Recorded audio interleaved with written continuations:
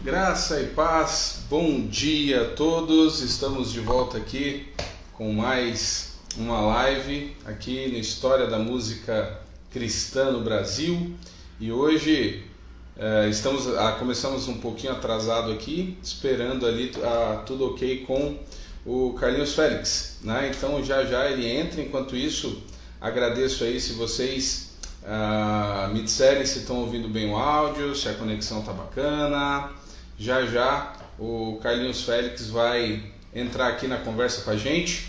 Temos esses dias aproveitado bastante esse período e a história, né, sendo contada. Então, lembrando aí, atrasou um pouquinho justamente por causa do Carlinhos Félix. Daqui a pouco ele entra aqui, ele teve um contratempo e aí atrasou um pouco. Mas aqui estamos, espero que vocês estejam gostando aí. Lembrando sempre que as lives estão sendo colocadas no canal da Música na Igreja, lá no Facebook, né? Então vamos começar aqui que ele chegou.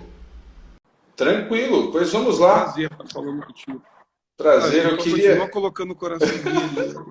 Faz parte. Nesse horário acho que fica um pouco melhor. A tarde e noite está pesando mais. Mas, Carlinhos, eu queria começar perguntando para você que é uma referência na música cristã, como foi que começou a música na sua vida e o cenário quando você começou, suas referências na música cristã, como foi a tua entrada no ministério da música? Olha só, é um pouquinho diferente, né? Eu acho que o meu início, eu comecei a tocar violão muito cedo, né? Minha mãe, eu sou filho de uma mulher que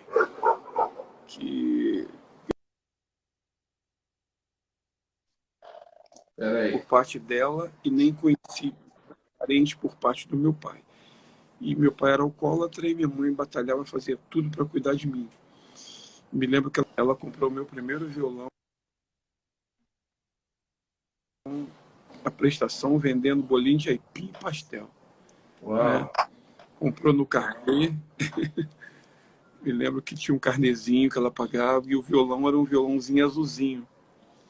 E então a gente começou assim na música, né? E depois eu tive que aprender a tocar cavaquinho, porque eu fui tocar, minha mãe se converteu numa igreja que já tinha uma banda e o único instrumento que não tinha era o cavaquinho. Eu tinha que arrumar um instrumento para poder tocar. E então eu fui tocar cavaquinho na igreja para poder ter um lugar, um espaço na banda da igreja. E você sabe que o cara que toca violino e toca cavaquinho mal é o pior som que existe na face da terra. Não sei se você lembra de algum violino mal tocado, desafinado. Sim, bastante. Desafinado e mal tocado é uma praga, né?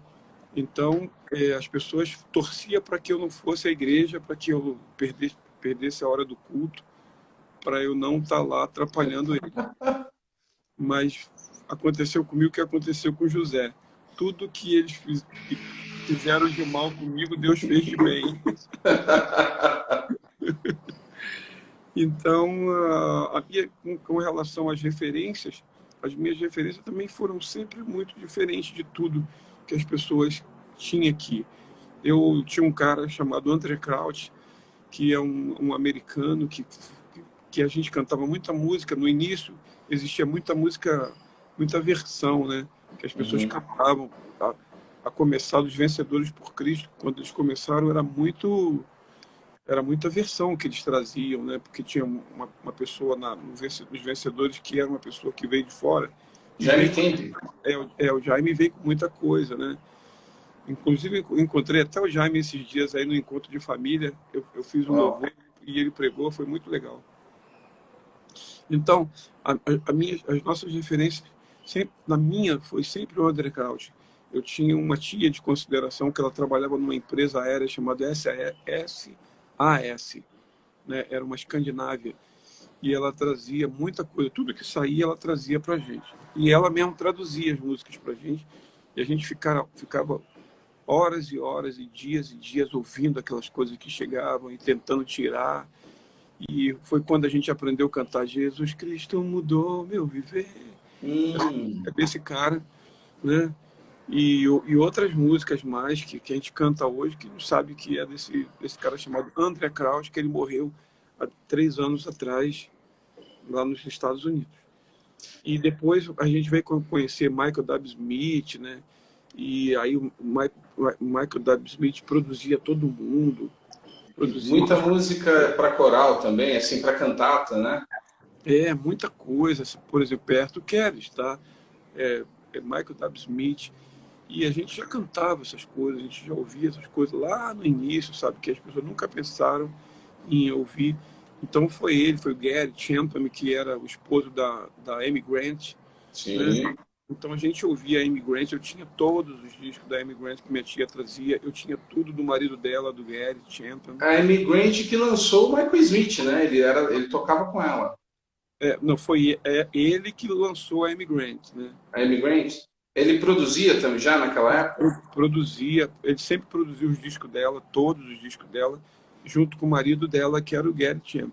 Sim. Então, aí tinha um monte de gente, assim, boa, né? Até hoje eu tenho os CDs, né?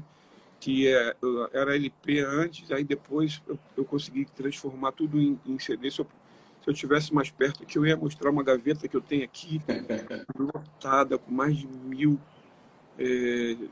CDs dessa galera, que o pessoal hoje nem sabe o nome dessa galera, mas os caras fazem que hoje a gente faz aqui. Se você botar os CDs para tocar, é o som que a gente faz hoje, na qualidade, nos arranjos, nos instrumentos, né? Os caras usavam sons que hoje a galera, para pegar, né, tem os sons sampleados, né, os samples. E no tempo que eu ouvi, os caras faziam o som mesmo. Era 2, 3 tecladistas tocando e os caras fazendo os sons que hoje juntaram tudo e colocaram dentro de um computador e você só baixa o som. E esses sons vinha tudo nos teclados, vinha tudo nesses equipamentos que a gente ouvia, né? Som de guitarra, esses sons que os caras tiram aí, que esses efeitos, esses multi-efeitos que tem hoje. Pô, os caras tinham pedal pra caramba. Eu, quando conheci o Rebanhão, eu tinha todos os pedais da Boss, sabe? Tudo que vinha de oferta, todos os discos que a gente vendia. O que era da minha parte, sim, eu tirava uma parte para ajudar minha mãe, que eu sempre ajudei minha mãe e meu pai. E outra parte eu comprava de pedal, ia comprando os pedais tudo devagarinho. Minha tia trazia para nós, né? Então eu tinha todos os pedais da Boss, era um troço enorme que não cabia em case, né? Era um do lado do outro, tudo juntinho. Tá me ouvindo bem aí? Tô te ouvindo. Aí os cabinhos para não dar ruído, né? Porque tem esse negócio. Hoje você tu olha para um púlpito de uma igreja, o que você mais vê no chão é fio. Troço horrível, desorganizado, bagunçado, parece até um troço esquisito, né? Então a gente procurava fazer tudo organizadinho, porque a gente sabia que se botar um fio em cima do outro, roubava a frequência. Roubando frequência, você roubava o som. Aquele som puro, aquele som legal que vinha, né? Porque dava um cabo em cima do outro. Então, a gente tinha esses cuidados todos. Então, nossa referência veio desse pessoal, nossa referência veio dessa turma toda aí, que a gente olhava tudo. A gente pegava as fitas VHS, né? Com eles tocando, a gente olhava tudo, olhava instrumento, olhava marca de teclado, marca de guitarra, marca de pedal. A gente parava assim, dava um. Não, para. A gente parava, ficava todo mundo na casa da minha tia lá, e ela perto da gente, quando ela voltava de viagem, ao invés de descansar, ela ficava traduzindo as coisas pra gente, explicando as coisas pra gente. Então, nossa referência foi essa, assim, de muita pesquisa a vida inteira. Até hoje eu pesquiso, eu não tenho tanta paciência mais, porque tenho meus filhos, né, que sabem dessas coisas todas, mas a gente ainda guardou muita coisa que eles têm o conhecimento e a gente tem a experiência. Então, eles juntam uma coisa com a outra. Eu digo isso até para falar uma coisa para você, não sei se você vai perguntar, que a live que você faz é uma live de viagem. Isso. Eu não sei em que parte da época você está agora, depois de eu falar tanto aqui que nem um doido. Mas as pessoas criticam muito a galera dessa época, né? Assim, essa geração, os caras tocam música de 3 notas. os caras só querem botar esse pad que fica a vida inteira. O cara não faz acorde, fica lá a música inteira. Eles não colocam muito acorde. As pessoas não sabem disso. Por que não se coloca muito acorde? É para aproveitar o pad e é direto. Se você colocar muito acorde, aí você tem que mudar o pad. Aí muda a questão da sonoridade. Então, por isso que eles usam 3 acordes só. Porque se você coloca 3 acordes e você coloca um acorde do pad, você consegue fechar aquela harmonia. Então, eles usam isso por causa disso. Não é porque eles não sabem tocar. Tem uns que realmente não sabem. Quando acabar o worship, eles vão se ferrar, vão ter que entrar na escola. O negócio é complicado, realmente. Não, porque é um momento que está passando, essa geração vai passar, vai vir uma outra coisa, e a gente não sabe o que vai vir. Né? Se voltar ao que era, os caras vão ter que entrar na escola. Porque todo mundo da minha época teve que estudar, fazer faculdade de música, entrar em conservatório. Eu mesmo fiz o curso inteiro no Instituto Vila Lobos, entendeu? Então a galera de hoje é 3 acordes, uma guitarra muito boa, um pedal cheio de efeito, né? Só pisa num pedal e o pedal faz tudo. Né? Tem uns que você toca, né? Ele grava e você toca em cima da gravação. E agora com esse negócio de você tocar também com aquele negócio de VS, pô, tem uns caras que nem toca com o instrumento desligado e fica lá, ó. Eu conheço um monte de cantor famoso que está com o violão pendurado, mas não está saindo som nenhum. Ele só está batendo aqui, cantando aqui, ó, mas não tá tocando. Então, é legal, é a tecnologia do momento, dessa geração. Quem pode acompanhar a tecnologia, pô, muito legal, sabe? Mas quem não pode fica olhando e tentando fazer na mão, né? Entendi. Mas eu não critico, porque eu tenho uma tese. A minha tese foi que uma vez eu encontrei um velho numa fazenda na roça, porque eu toco nesses lugares aí em Cuiabá, eu entro para dentro de Cuiabá e vou lá para dentro do Mato Grosso cantando, sabe? As pessoas, não sei como as pessoas conhecem o meu trabalho nesses lugares. Eu fico feliz da vida quando eu chego lá, todo mundo cantando, sabe? Eu fico numa alegria, fico numa emoção tão grande. E isso é um combustível que eu recebo sempre para poder caminhar mais, para ficar mais tempo. São essas coisas. E numas idas minhas, eu conheci um senhor, um fazendeiro, que ele falou para mim que ele sempre usava para poder arar a terra dele lá, para cuidar das coisas dele, das plantações, para poder... Ele não tinha dinheiro para comprar uma máquina, que é aquela máquina que joga a semente, colhe com o outro lado e joga lá para a caçamba e faz aquele negócio. E tem umas máquinas assim que faz tudo. Fica só um cara lá dentro, daqui a pouco vai ser um robô, né? E aí ele falou que não tinha dinheiro para isso. Então o que ele fazia? Ele usava 2 bois, um boi novo e um boi velho. Uhum. O boi velho tinha... o boi novo tinha força e o boi velho tinha experiência. E aí ele conseguia fazer tudo o que ele precisava fazer na fazenda dele e ele era bem sucedido. Então eu acho que a gente pode fazer assim, juntar com a galera nova e a gente pode trabalhar para o reino e ter um sucesso muito grande, o reino de Deus através das nossas forças. Claro, graças a Deus por isso. E você colocou aí, né? Não sabe como o pessoal conhece no interior. Eu estou aqui na região de Teresina. A cidade que eu moro chama Timon e ela é colada em Teresina, né? Estou aqui no interior do Maranhão, teoricamente, mas colado em Teresina. É Piauí ou Maranhão aí? A minha cidade é Maranhão, mas o pessoal de Teresina brinca, diz que aqui é um bairro de Teresina, né? Porque é muito perto. Então a gente tem mais um contexto de Piauí do que o Maranhão, né? E as músicas aqui, justamente pela história. Você falou aí das suas bases e já citou, né? Quando você conheceu o pessoal do Rebanhão.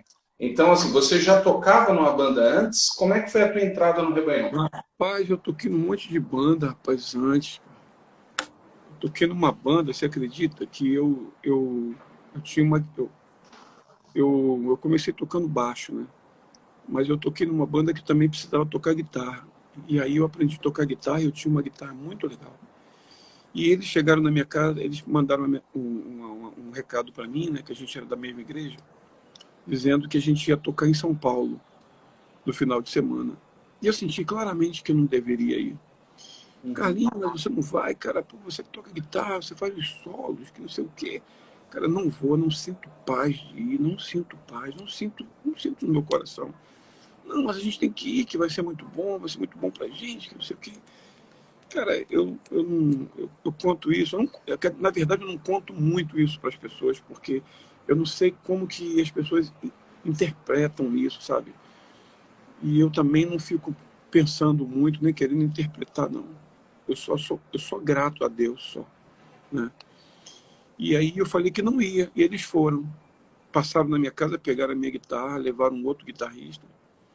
E aí quando eles estavam na Via Dutra, passando numa curva, aí um ônibus da Cometa veio na curva, perdeu a direção e atropelou a Kombi que eles estavam indo para São Paulo. E os caras morreram, sabe? Então eu tenho essa experiência, né, dessa banda que a gente começou a tocar. E aí depois eu toquei numa outra banda, na Assembleia de Deus de São Cristóvão, que lá eu fui excluído 3 vezes, né? Porque eu tinha um cabelo em cima aqui da orelha, não podia, o cabelo tinha que ser cortado em cima da orelha. E a segunda vez, porque eu comprei um blazer para mim, trabalhei pra caramba, que nem um doido para comprar o blazer pro final do ano, todo alegre. E além de tocar na banda, eu tocava também na orquestra, tocava baixo na orquestra. Aí eu todo alegre, né, que eu ia estrear o meu blazer, né? E aí, quando eu cheguei na igreja, a igreja estava cheia, e subi na escadaria assim, da igreja. Aí eu dei aquela parada para todo mundo ver meu blazer, né? Aí só que as pessoas viram e o pastor também viu. Aí quando terminou o culto, ele falou assim: terça-feira eu quero conversar com você no culto de membro. Aí no culto de membro eu fui excluído porque o meu blazer estava lascado atrás e não podia, né? Pecado, o blazer lascado atrás. Isso aí é início dos anos 80, fim dos anos 70, início dos anos 80, não é? É, mais ou menos aí. Foi nessa época que eu conheci o pessoal do Rebanhão, né? A gente foi, na época que eu estava excluído, eu fui para a Igreja Presbiteriana de Copacabana e fiquei ajudando no louvor na Presbiteriana de Copacabana, e a gente acabou fazendo uma banda lá chamada Sinal Verde. Uma banda que a gente, além de tocar no culto, a gente tocava também em faculdade, universidades, né? Eram todos universitários, então a gente tocava nas universidades e tal, sempre quando podia, tocava no Bennett, que era uma faculdade presbiteriana, né? E a gente ia muito lá. E aí foi lá que eu conheci o Janires, que chegou lá com um monte de fio velho, umas malas com uns amplificador velho, uns violões velhos, tudo velho que ele tinha. E aí chamou a gente para fazer uma banda. Aí falou que o nome da banda era Rebanhão. A gente começou a rir, falou que nome feio, que não sei o que. Não tem nem coragem de falar que eu toco numa banda dessa. Tá? Rebanhão. Rebanhão, cara. E ele falou, mas foi essa direção que Deus me deu, e se vocês não quiserem, eu vou procurar outras pessoas. Eu falei, não, então nós vamos. E foi aí que a gente começou o Rebanhão. Eu já tocava nessa banda, Sinal Verde, né? Já era a terceira banda que eu toquei. E aí, no início, eu não tocava muito, não. Só fazia o som pro Rebanhão, né? Ficava na mesa de som. E o Janir, de vez em quando, me chamava para me tocar. Me dava um violão, aí o Carlinhos, tá aí na mesa, vem aqui, vem cantar. Aí eu vinha e cantava. E aí, depois de uns meses, eu passei a fazer parte da banda. E fiquei lá 12 anos. E agora a gente voltou, gravamos o nosso DVD de 35 anos, em Rebanhão. E aí eu faço as duas coisas. Tenho a minha carreira solo e tenho o Rebanhão que a gente toca. De vez em quando a gente tem tocado. Tem alguma música que você levou das suas outras bandas, ou da Sinal Verde, como você colocou, e gravou no Rebanhão? A maioria das músicas que eu gravei no primeiro disco nosso, eu já tinha feito, não sei se é uma música assim, eu não sei se eu ainda lembro tocar.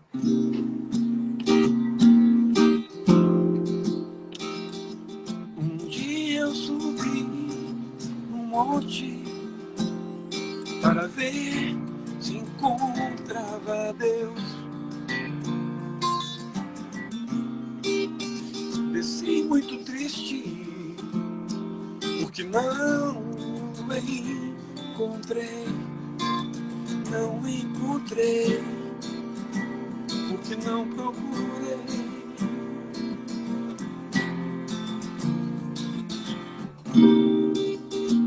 Ele estava no monte e em todo lugar, perto de mim. Eu de mim. Ele não é difícil de achar. Nós que dificultamos, seja qual for o seu modo de ser, porque ele te ama, te ama, te ama, te ama.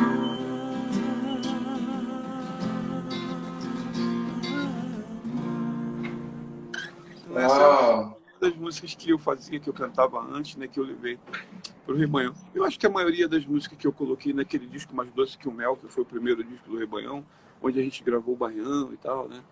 Eu já tinha feito, já tinha composto antes, até eu participei de, nessa época eu participei de um festival na ACM, né?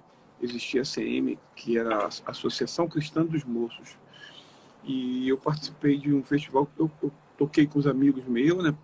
Cantei com eles e entrei com 3 músicas. Aí as pessoas achavam que eu não ia ganhar, porque tinha aquele preconceito que a gente era muito pobre, né? Uhum.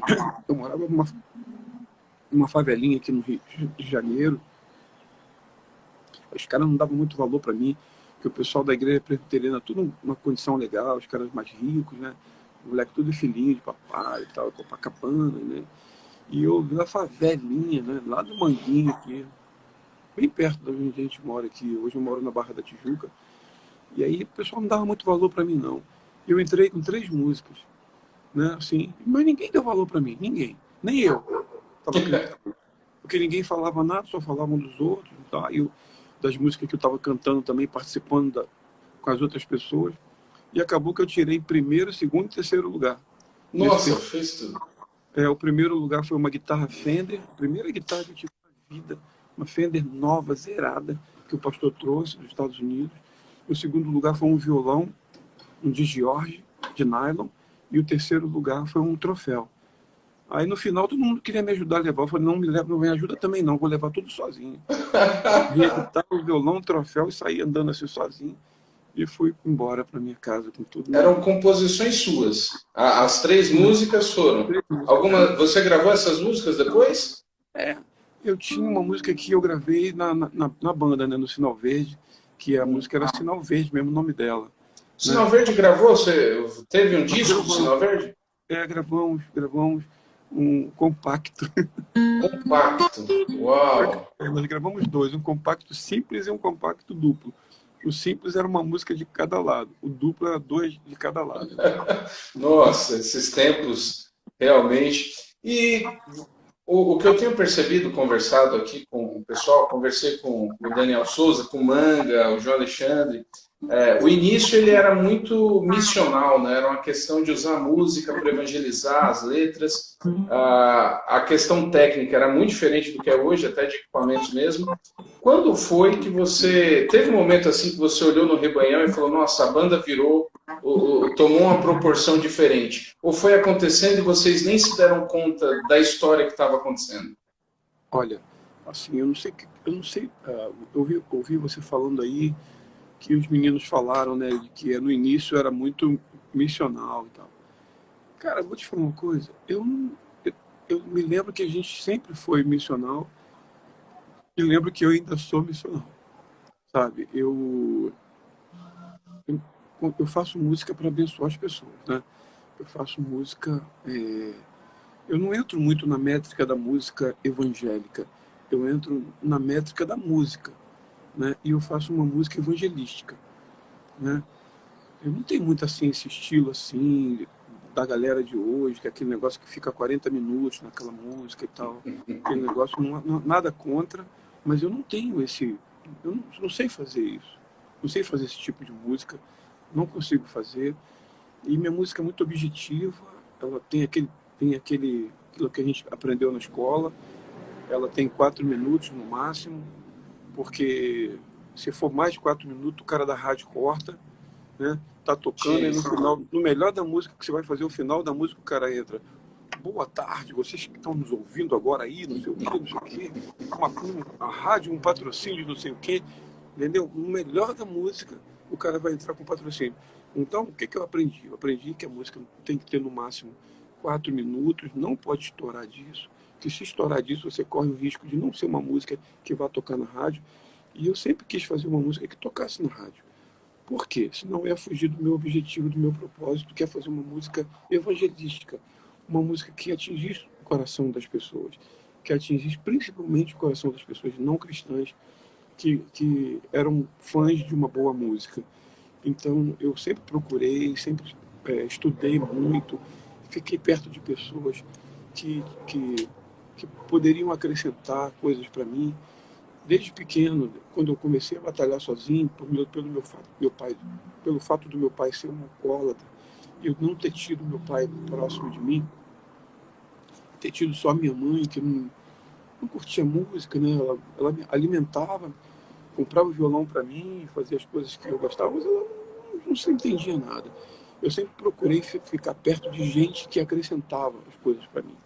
Os meus amigos lá que eram bandidos, que queriam mexer com droga, mexer com roubo, tudo isso, eu não ficava perto deles, cumprimentava porque tinha que cumprimentar, porque a gente morava num lugar desse jeito, mas eu sempre procurei ficar perto de pessoas que acrescentavam algo para mim, sabe? Eu vejo que hoje nós temos que ter essa postura de ficar perto de pessoas que acrescentam, porque eu sei que tem gente que fica querendo ficar perto de mim porque eu posso acrescentar alguma coisa. E eu continuo desse mesmo jeito, ensino meus filhos a serem assim, sabe? Procurar pessoas que vai acrescentar. Se não vai acrescentar, o que você pode fazer é ter bênção na vida dessas pessoas e acrescentar na vida dessas pessoas. E ser um influenciador, não ser influenciado por essas pessoas. Então, essa questão assim da música, desse tempo todo, foi dessa forma que eu estou te falando, sabe? Uhum. A minha música é diferente, minha música ela sempre foi missional, ela sempre foi direcionada para o coração de uma pessoa que precisa. E eu comecei a cantar essas músicas nos cultos, nas igrejas onde eu sou convidado, porque eu sei que tem muito crente que precisa aceitar Jesus. Verdade. Tem muito crente que está lá porque o culto é bom, as pessoas são boas, o pastor tem uma palavra boa, sabe? Tem ar-condicionado na igreja, na casa dele não tem, sabe? E depois no final tem uma cantina que é mais barato, entendeu? Mas, assim, compromisso com Deus mesmo, pô, ser crente para valer, sabe? E pagar o preço, sabe? Tem muita gente que precisa. E eu descobri isso e esse é meu nicho de gente e de ouvido que eu quero cantar, Bem, que eu quero ministrar. você falou em andar com pessoas que acrescentam, né? Como foram aí, como foi a relação com o Janires, ali no Rebanhão? Como é que foi essa dinâmica? Pô, ele só acrescentou na minha vida, cara, sabe? O Janires, ele me ensinou uma coisa, e essa coisa, até hoje, ontem, foi um dia de milagres para mim, sabe? Eu acordei muito triste, sabe, com tudo, a gente sem agenda, você sabe que a gente que vive da agenda, sem agenda, não tem entrada. Isso não tem entrada, eu já botei um bilhete lá embaixo para os carteiros, mas eles não estão querendo olhar o meu bilhete. Eu botei assim no bilhete, carteiro, volte para casa, né? Para ele não vir trazer boleto para mim. Então, o que acontece? A gente, sem agenda, e eu estava com o coração apertado, cara. Estou vendo lá meus mantimentos acabando, sabe? As contas acabando, e a gente com um monte de agenda. Ontem mesmo eu estaria cantando em Brasília, aniversário de uma igreja, um amigo meu, sabe? Hoje eu estaria indo para outro lugar. Mas eu estou aqui em casa, eu acordei com o coração apertado, cara. Sabe? Eu ajoelhei como ajoelho todo dia na beira da cama. Minha esposa estava fazendo uma live, que ela faz live todo dia, ensinando a Bíblia para as mulheres. E eu comecei a orar, cara. Eu chorei na presença do Senhor. Eu chorei como nunca chorei, muito triste, sabe?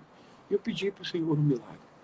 Cara, quando eu levantei, eu vim para esse lugar aqui, onde eu estou tendo aqui, onde eu faço minhas lives todo dia. Eu falo que aqui é o meu estúdio. Rapaz, eu cheguei aqui, só pessoas me ligando, pastores me ligando. Carlinhos, você pode fazer uma live com a minha igreja e tal? Eu quero te abençoar, sabe? E eu vendo, sabe, essas pessoas me ligando, nunca tinham feito isso, porque eu tenho feito algumas lives, mas as lives minhas sabe, que eu tenho. Não tenho atendido muita coisa. E aí foi a tarde inteira recebendo convite, as pessoas falando, me dá o número da tua conta. Quando chegou 7 horas da noite, eu fui ver a minha conta, era tudo o que eu precisava para pagar, o que eu precisava pagar. A partir daquele momento que eu ajoelhei, me quebrantei diante do Senhor e falei para Glória a ele. Deus. Isso eu aprendi com o Janires. O Janires, ele escrevia pra caramba, um cara bom de letra, um cara bom de palavra, um cara bom de Bíblia, um evangelista nato. Eu sabia tocar muito bem violão, a gente fazia as harmonias para ele. Ele já vinha com as harmonias dele assim, e a gente acrescentava as coisas e ele gostava, ele ficava rindo, assim, feliz, né? Porque vendo a música dele daquele jeito. Mas uma coisa marcou a minha vida com o Janires. Eu chegava para falar com ele estava ajoelhado orando. E ele virava e falava assim, eu estou orando agora, se quiser orar comigo, fica aí, eu não sei que hora que eu vou parar. E aí eu ficava orando com ele, sabe? Todos nós que chegávamos para perto dele, a gente orava muito, sabe? Eu aprendi a orar com o Janires. E isso tem sido bênção na minha vida. Ele acrescentou na minha vida isso. O Janires foi embora, está com o Senhor, e a gente ficou aqui. E essa oração tem sido o nosso sustento. Essa oração tem sido o nosso guarda. Se todo lugar que eu vou, eu oro antes de ir, ministrar. Se eu vou pregar e cantar, eu peço para o Senhor me ajudar. O Senhor tem me dado palavras que têm abençoado as pessoas. O Senhor tem protegido a minha garganta, que eu tenho cantado pra caramba. Eu tenho cantado muito aqui sentado. Cantar sentado não é muito legal. Então você consegue cantar com as notas mais altas, né? É meio complicado. E eu canto muito alto, as minhas músicas são muito altas. Sim. Então, mas assim, e todo esse sustento dos meus filhos, da minha família, da minha casa, eu te digo assim, sabe? Quem está assistindo a gente aqui vai pensar o que quiser, mas pode pensar o que quiser. Vem do meu joelho e vem da minha oração. Glória a Deus. Fruto desse aprendizado e estar colado com uma pessoa que acrescentou na minha vida. Amém. Deixa uma curiosidade que eu tenho. Depois da partida do Janires, você compôs alguma música naquele momento, teve alguma música de homenagem assim ou não? Olha, fazer música em homenagem a gente nunca fez. Se eu fizesse isso, o Janires já estivesse vivo, ele cantava. Ele gostava muito de homenagear as pessoas, as mães, o corredor de Fórmula 1, o jogador de futebol, o artilheiro de Deus, um monte de gente, a Darlene Glória, uma atriz que foi até atriz pornô, né? E ela se converteu e virou uma pastora, e a gente fazia muito evento com ela no teatro. Era a Darlene que ia, mas a gente fazia música e ela dava o testemunho dela, e era assim que a gente fazia. Então, mas se eu fizesse uma homenagem para ele, acho que ele não ia gostar. Mas a gente continuou escrevendo muita coisa. No dia que eu fiquei sabendo, eu estava gravando o Primeiro Amor. No dia que eu soube que ele morreu, o cara falou no meu ouvido aqui. Eu estava no estúdio da Poligrama, um estúdio enorme, eu estava lá no fundo do estúdio gravando, né?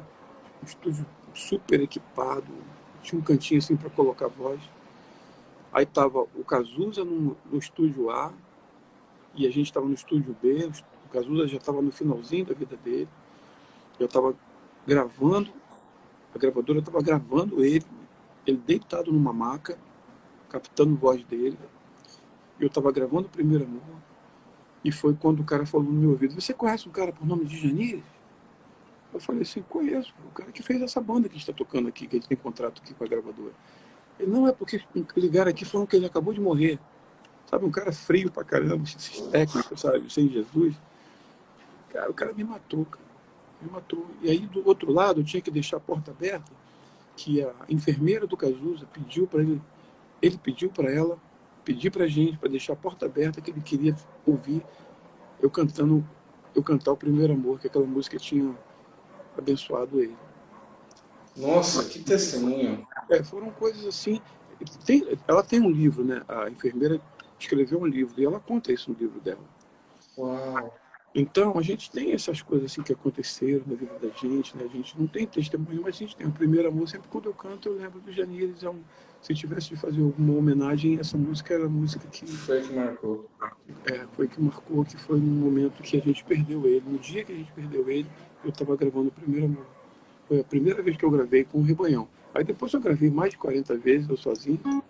E outros cantores, né? Muita Eu gente acabei de gravou. gravar agora com o PG e com o Déio Tambasco, uma Uau, bom versão meio saber. rock and roll. É uma versão meio rock and roll, né? Dessa música, ele tocando guitarra, com bastante guitarra. Eu canto, o PG canta e ele também canta. Já tá Essa aí. música, além da voz, né? Além de vocês, na sua carreira solo, Aline Barros também gravou, teve É, um bastante monte de repercussão gente na voz gravou. dele. É, um monte de gente gravou depois. E entrando, você chegou a. Você estava na formação do Rebanhão que foi para Gospel Records? Pra Gospel Records. Era Você eu estava que naquela formação? tava. Tava, Eu, né? eu que fiz toda a negociação para ir, que eles queriam fazer a Gospel Records e precisava de uma banda para poder começar. Aí nós fomos Você, poder abrir. o Rebanhão é a banda 001 lá do Não, catálogo da Gospel Records. 01. Aí a gente tinha acabado o nosso contrato com a Polygram. Aí a gente esperou mais uns 2 meses, assim, que era o tempo que a gente ia finalizar, fechar tudo. E a gente começou lá. Então era eu, Pedro, Paulinho, o Tutuca, baterista. Eu, Pedro, Paulinho e Tutuca. Eram nós 4. A banda eram 4, né? O Uhum. Janine já não estava mais na banda. Né? Ele já estava morando em Belo Horizonte, né? Foi quando ele foi para Belo Horizonte, ele recebeu um convite da MPC para trabalhar lá e morar lá na MPC. E para ele foi muito bom, porque ele não tinha Surgiu a casa. banda Azul, né? É, a banda Azul já existia e ele foi participar da banda Azul porque estava pertinho dos meninos e eles eram muito amigos da gente, do Janeiro. Ok, ok. E aí tem essa mudança, essa explosão. Você sentiu quando vocês vão para Gospel Records, está começando essa questão é, da popularização do nome gospel. Até então era música cristã, música evangélica, né? E uma curiosidade é que tem muita gente que acha que as grandes gravadoras só gravaram música cristã agora de 2010 para cá. E você tinha grandes estúdios no final dos anos 80, começo dos anos 90, que gravava também música. A Ah, Polygram era uma, né? O Álvaro Tito tinha gravado pela Polygram também. não, Como é que era essa? A Polygram foi a última. Antes dela a gente gravou na EMI, Odeon. A gente fez também naquela outra que é a... como é que é o nome, cara? Até uma multinacional que tem até uns filmes, ela tem canal de Tem a TV. Warner? A Warner. A Warner. Warner. É. Mas o Rebanhão não gravou pela Warner. Eu que gravei pela Warner. Quando eu saí do Rebanhão, eu já fui para a Warner já para fazer meu primeiro trabalho solo. Mas o Foi o Rebanhão Coisas da passou por Vida? coisas da vida. E com o Rebanhão, né, o Rebanhão passou pela EMI Odeon e passou por uma outra gravadora que eu esqueci, pela Transamérica. O Rebanhão, o disco foi gravado na Transamérica, que é o Luz do Mundo. Né? E o terceiro e o quarto já foi gravado em gravadoras multinacionais. Aí depois os outros foram gravados pela Polygram. Ah, da fase. E por último a gente gravou pela Gospel Records.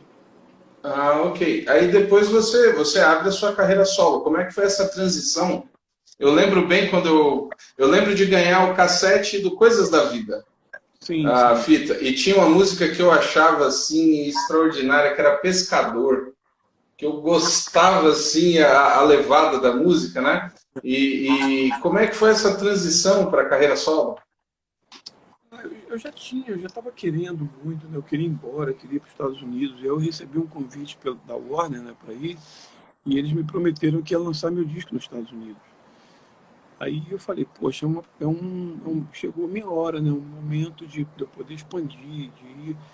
E eu conhecia uns amigos meus que eram da Berkeley, né, da Universidade de Música dos Estados Unidos.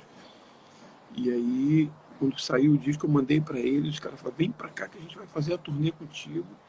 Pô, e hoje os caras tocam com Phil Collins, os caras que fizeram Uau. aquela turnê comigo, tocam com Phil Collins, o baterista toca com John Mayer, sabe? O tecladista que é o Jethro, o cara que foi para lá, ele foi... hoje ele é professor de piano da Berkeley e também foi produtor, diretor musical da Whitney Houston. Ele era o tecladista principal dela e produtor musical da Whitney Houston. Não, produtor musical, que ele fazia, Uhum. produzia o show, né? que é o produtor, na verdade, dela, foi o namorado dela que matou ela, né? Que mostrou, deu Sim. droga para ela. Então, é, foi assim uma coisa que já estava no meu coração. Eu conversei com os meninos e fui para os Estados Unidos e foi uma coisa bem tranquila, tanto que nós somos amigos, muito amigos, demais, demais. Nós somos como se fossem irmãos.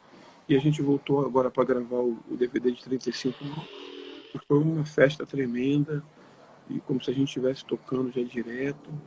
Eu fiz os arranjos novos, né? Assim, coloquei um pouco mais de modernidade nas músicas. Não sei se você já ouviu alguma coisa, né? Sim. Esse DVD. Então, eles tocaram pela primeira vez com o VS, que nunca tinha tocado.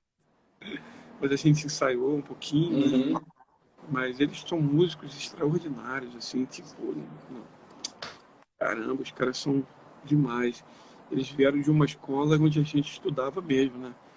Sim, sim. Aí a gente ainda ganhava a bronca da professora, tinha que fazer ditado. Quando a gente não chegava atrasado, ela tocava no piano assim, que nota é essa? Tum, você tinha que dizer e acertar. Senão você Você. tinha... O Resgate lançou agora, acho que tem uma semana, uma música que chama Muita Lenha para Queimar. É com o Zé Bruno, o Marcão e o Manga. E eles citam na letra a influência do Rebanhão. Você ouviu essa música? Ouvi. Eu estava escutando, eu falei, nossa, que demais, né? Assim, a referência que era para eles em outros setores. Dessa tua fase Na no verdade, Rebanhão, na verdade, a gente que lançou, né, o Resgate. Nós lançamos num evento, numa casa de show chamada Dama Choque. Dama Choque. É. Nós São Paulo. Eu nós sou de São fizemos um Paulo, eu show, tenho. nós fizemos o show e apresentamos eles e eles fizeram, foi o lançamento deles. Ah, o Rebanhão lançou. Foi no show do Rebanhão que o Resgate faz a apresentação. Foi. Olha que bacana. E aí, quando você viu a molecada assim, ele tudo cabeludo, podemos usar assim, a nova geração? Não, é mais ou menos contemporâneo, mas como foi para você ver a turma seguindo no rock? Não tinha muito rock antes do Rebanhão, assim, de um modo geral. Não, mas a gente era do rock, né? A gente era do rock, nosso estilo de música, o jeito que a gente tocava, né? Quando a gente ia para São Paulo, ninguém tocava de bermuda, a gente já tocava de bermuda e tal. E de boné, a gente tocava de boné, né? Então a gente já incentivou, envenenou essa galera toda. E eles vieram, né? O Manga já vinha, porque eles faziam parte de uma igreja lá em São Paulo chamada a igreja do Tio Tio Cássio, é, Cristo que é salva. Cristo Salva. Tinha o Manga, o Juninho, a Fran, todo mundo tava lá, os caras do Resgate. Então, quer dizer, tinha um monte de banda lá que eles estavam meio escondidos, não podia tocar, que ninguém aceitava. E a gente foi para São Paulo, nós entramos em São Paulo, tiramos essas bandas todinha do gueto, e aí fomos tocar. Daqui a pouco veio o Kadosh, aí daqui a pouco veio um monte de coisa, assim. Cates Barneia, Carlos Barné veio depois, quando a gente Simeon. Isso. Simeon, maluco todinho aí. Então, aí depois veio banda rara, essas coisas todas que vem acontecendo lá, né? Então, quer dizer, é uma história bem bacana, que se eu tivesse um historiador aí, ia escrever um livro bem bacana. Rapaz, tem muita coisa, né? A Tem. história e é muito bonita, como as coisas foram surgindo, acontecendo. Dessa época sua no Rebanhão, assim, você já falou de Primeiro Amor, né? Mas você destacaria alguma música que para você, assim, nossa, bateu a composição ou a gravação, a repercussão? Você destacaria dessa fase aí? Uma que mexe com você até hoje? Tem muita coisa, né? A gente tocava uma música, Jesus Cristo pode te dar, Jesus Cristo pode te dar, que a gente chamava de pupurri, né? Amor, Ah, ok. aleluia, guitarra bem pesada. Aí depois a gente veio com Palácio, que Palácio veio para dar uma equilibrada em tudo, e Palácios ficou muito forte. A gente já estava viajando muito, tocando muito em Brasília, vendo tudo que estava acontecendo. Esses malucos que tem aí, esses corruptos bandidos aí, já tinha naquela época, e eles, além de ser corruptos, ainda tinha muita droga lá dentro, a gente sabia disso. Então, quer dizer, a gente, vendo aquilo tudo, a gente começou a escrever. Aí até que a gente gravou uma música chamada Jesus e Amor, né, que é uma versão do Jesus is Love, do Lionel Rich, que foi a música que emplacou no país geral, cara, porque toda hora, todo dia, 6 horas, tocava Ave Maria. Aí Uhum. em Brasília começaram a tocar, não tocou mais Ave Maria, e tocou Jesus Love, Jesus é Amor. Aí Salvador pegou também. Aí no Rio de Janeiro também pegou. São Paulo também pegou. Todo mundo, 6 horas, começou a tocar. Em vez de Ave Maria, começou a tocar Jesus e Amor. Então foi uma música que, assim, não é um rock, mas uma baladona, assim, balada incrível, difícil de cantar. Eu que tive que cantar a música, mas, assim, essas músicas marcaram muito a vida da gente. Aí depois veio o Baião, né? O Baião no início, que foi o Baião foi o troço de louco, que as pessoas falavam que a gente era maluco, que a gente era doido, que a gente A era um bando, letra, né? um bando de maconheiro, que não sei o quê. E a gente preocupado com os maconheiros, né, para salvar os caras, e os crentes falando que a gente era. Coisa que acontece até hoje, né? Sim. Mas aí a gente relevou, a gente respeitou, aonde eles não podia tocar, a gente não tocava, a gente sempre foi muito obediente com relação à igreja. É uma coisa muito legal que a gente tinha, aprendemos também com os Genites, a gente ser obediente, sabe? Agora, se a gente estava na rua, aí era a gente, aí era o rebelião. Coisa que a gente fazia muito mais, a gente tocava pouco em igreja, porque as igrejas não aceitavam muito a gente. Isso. Curiosidade. Por causa do tipo de música, por causa de guitarra. Se a gente ia numa igreja, não podia entrar guitarra, não podia entrar bateria, mas a gente ia, a gente tocava do jeito que podia. Não reclamava, não murmurava, não brigava. Mas Fantástico. Tem um disco, um trabalho seu, que até hoje ele me impressiona. Eu tenho, né, os CDs também, tenho muito CD, que eu acho que ele é ali dos anos 96, 97. É um ao vivo que você fez. O seu, solo, Carlinhos Félix ao vivo. é, a gente gravou no Canecão. Cara, esse é assim, impressionante a qualidade. Como é que foi ali aquele projeto? Cara, eu comecei a fazer live às 5 horas da tarde, fruto dessa conversa que eu tive aqui. Eu consegui juntar todo mundo que tocou naquele disco numa live aqui. É mesmo. 5 horas da tarde. Veio todo mundo. Veio o Emerson, que é o esposo da Fernanda Bruna, pastor Emerson. Veio o Val Martins, Paulinho Guitarra, Zé Canuto, Zé Bebeto, Canuto. Bebeto Olicar, que é o baterista, Ronaldo Olicar, o baixista, sabe? Os caras do Sopro, que eram todos irmãos, né, dos Olicais, que é o Rob, a turma toda. Consegui colocar tudo aqui numa live, e foi a coisa mais legal do mundo. Eu até decidi regravar esse disco e fazer um DVD dele, que a gente está se programando para fazer uma live com eles, com todos esses músicos, fazer uma live agora na quarentena aí, eu estou procurando um lugar desse disco, coisa que a gente nunca fez, a gente nunca gravou, não tem nenhuma imagem desse disco. Que na verdade, a Era gente não VHS ainda, né? mas a gente não fez, nós não fizemos. Foi Que o na seu primeiro verdade, trabalho na MK? não, foi meu último. Ele foi o último na MK? Foi o Ah, último. então os anteriores eram MK. Ok, eu lembro bem que era MK, mas Era, eu não lembrava o meu qual é. contrato era 3 discos lá, 3 anos e 3 discos. Aí eu fiz o Basta Querer, Basta que foi um sucesso também. A música também. é, aí fiz o Nada a Perder, e aí, por último, como eu gravei esse disco, eu gravei por minha conta, e eu precisava ir embora, que eu recebi um convite para ir para os Estados Unidos ajudar uma igreja americana. Aí eu falei com a minha esposa, falei, vamos embora. Aí eu dei esse disco para a MK para poder fechar os 3 discos. Rapaz, que Na disco! verdade a gente não foi para o Canecão para gravar disco, não. Nós fomos para tocar lá. E foi assim, o recorde de público do Canecão até hoje, é o recorde de público. E foi assim, eu passei na porta do Canecão com a minha esposa, a gente estava indo no shopping, que era bem perto de lá, eu morava em Botafogo na época, e para a gente passar pelo Canecão, para ir no shopping, no Rio Sul, tinha que passar na porta do Canecão.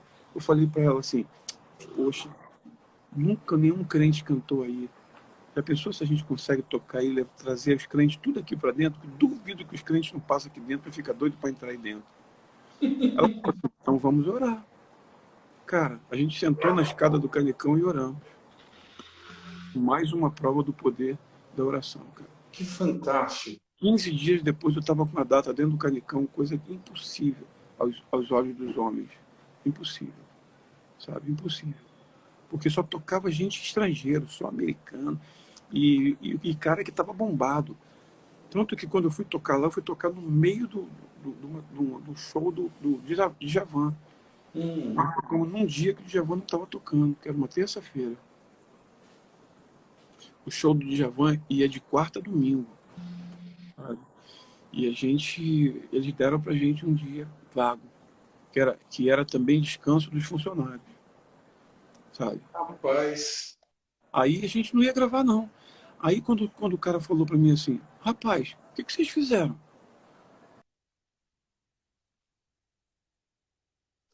Não, a gente só colocou no jornal, só colocamos no jornal, conseguimos 2 rádios para colocar, e o pessoal que me conhece aí, rapaz, a casa está lotada e tem mais um tanto lá fora na fila querendo entrar. Aí estava marcado para a gente começar às 8 horas da noite. Aí a gente já tinha passado o som, cortina fechada. Aí o cara falou assim, ó, não vai começar 8 não, vai começar 10. Eu falei, por quê? Ele falou assim, não, porque os crentes estão comendo demais. Os crentes não bebem não. Os crentes não bebem não, mas eles comem muito. Mas então, 10 horas, porque a gente vai ter que vender tudo que a gente tem aí. Que está sendo muito bom, nunca aconteceu isso, nunca aconteceu isso. Eu falei, não, vai ficar muito tarde. Ele falou, não, vai ter que segurar, vai ter que segurar. Aí eu liguei para um amigo meu, lá em Niterói, o Canecão na entrada de Copacabana, o cara lá em Niterói. Aí eu falei para ele, rapaz, cara, vem para cá, cara. Vem gravar. Ele falou, Carlinhos, eu tô em Niterói. Eu falei, não, vai começar às 10. Ele falou, então tá bom. Aí ele pegou um equipamento que ele tinha lá, que ele gravava, trouxe tudo, o computador, e no carro ele falando com o técnico, com o engenheiro do Canecão, pedindo cabo, pedindo isso, pedindo aquilo outro, para deixar tudo pronto. Os caras não tinham, aí mandaram buscar lá na oficina da empresa que serviu o Canecão, trouxeram tudo. Quando ele chegou, ele plugou tudo. A gente nem passou o som. Nossa! Não passamos o som. Aí ele ficou no meu camarim, que o meu camarim era o primeiro, que é o meu, da minha família, né? Os outros camarim eram do pessoal da banda. Aí ele ficou no meu camarim, montou tudo, trouxe a caixa de retorno dele, mais o fone dele. Falou, pode tocar que eu garanto. Que história! Aí foi eu, Val Martins e Zé Canuto para o estúdio de madrugada, que era mais barato, e a gente mixou tudo. Não, na verdade a gente pediu emprestado para a MK, o estúdio da MK. Foi na MK? Foi na MK. A gente pediu para eles, que eu era contratado deles lá, acho que nem cobraram, não sei, acho que não cobraram. Ou cobraram assim, alguma hora lá, não sei. O Val parece que trabalhava para eles, a gente pagou o Val. E aí ficou eu, Val, Zé Canuto, a gente mixou tudo, não teve overdub, não teve overdub de nada. Rapaz, não teve. que história, porque é extraordinário isso. Não teve overdub, e a gente aproveitou tudo. Na época não tinha afinador de voz, para afinar a voz, não tinha isso. Eu tive que cantar certinho, sabe? E saiu esse disco aí, que é a paixão de todo mundo, inclusive de mim. Eu sou. Maravilhoso. É espetáculo. Eu lembro que eu ouvi, a primeira vez que eu ouvi, eu não acreditava. Falei, gente, o que é isso? E é um dos CDs, até hoje, inclusive, quando eu tô, que eu vou separar alguma coisa, esse é um dos garantidos, né? Ele tem, assim, todas as músicas, é fantástico. Eu estou olhando aqui o horário, controlando, que daqui a pouco o Instagram encerra, né, a live, e quero primeiro agradecer, né, do fundo do meu coração, essa honra de poder contar com você aqui nesse bate-papo. Esses dias eu que agradeço. Tem sido assim muito bacana, muita gente, eu sou pastor de igreja local, né, tem igreja aqui, e é muito bacana ver assim os mais jovens, a turma que acha que a música começou do jeito que está, né, nesse ambiente, descobrindo, ouvindo músicas. Às vezes eu vejo alguém compartilhar uma música, por exemplo, Primeiro Amor, e aí coloca como sendo da versão mais recente de quem gravou, sem saber, né, a história. Então isso tem sido extraordinário. Sei que muita gente que entrou na live entrou pelo teu canal, então fica aqui o convite para curtirem também. Tem muita gente aí que eu vou conversar. E queria encerrar esse momento. Você fizesse aí uma música que você quiser agora, que venha no teu coração, e no final uma palavrinha sua aí para o pessoal. Você já deu um baita testemunho sobre a oração e a confiança em Deus, mas eu queria encerrar com você cantando aí, mesmo na varanda, uma música. Você permite que eu fale de um material que eu tenho vendido, que tem abençoado a gente nesses dias? Por favor, pode falar. Eu tenho esse pendrive aqui, ó. Um pendrive legal, ele é importado, porque eu usava uns que a gente comprava aqui, e aí estava dando muito defeito. Então, eu tenho esse pendrive, que aqui tem 8 CDs aqui dentro. Um pouquinho mais de 70 músicas. Tem 20 playbacks com as músicas que as pessoas mais gostam, Primeiro Amor, todas essas músicas que as pessoas conhecem, Basta Querer e tal. E fora as músicas novas, recentes. Tem 8 CDs, 20 playback e um DVD. Tá? Aqui, se as pessoas quiserem, tem aí, ó, entrando no meu perfil, né? Dá para entrar lá e mandar uma mensagem para mim no direct. E eu posso responder e explicar direitinho como é que faz, né? Normalmente as pessoas me diz o banco que é melhor para ela, e eu digo a conta, né? Que eu tenho conta em uns 4 bancos. E conta não, tem a conta aberta, né? E aí eu passo, e as pessoas depositam, mandam a cópia do depósito e o endereço. E a gente põe no correio no dia seguinte. Muito obrigado pela oportunidade de poder divulgar esse meu trabalho. Imagina, depois eu vou falar com você, eu faço depois uma artezinha para deixar na página, para o pessoal colocar para você, tá bom? Vem gente boa aí, vou falar com a Zaf Borba na segunda-feira. E manda um abraço para ele. Com certeza. Queria que você cantasse uma música, escolhe e canta o que você puder abençoar a gente. Vamos fechar com uma música aqui que o pessoal gosta, né? Não se acende a luz do sol, os 220 voos dos palácios de Brasília.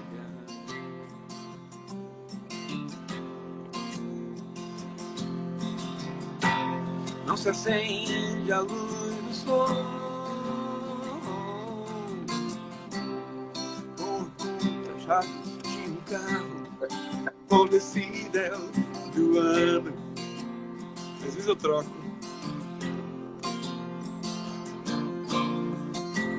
Não se acende a luz do sol,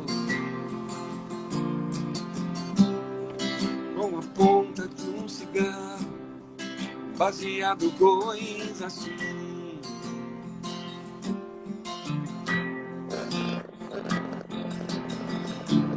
Pra que medir forças? Acabou? Tá acabando. Um abraço para todo mundo. O sol da justiça, pra que querer brilhar mais? Deus abençoe a todos.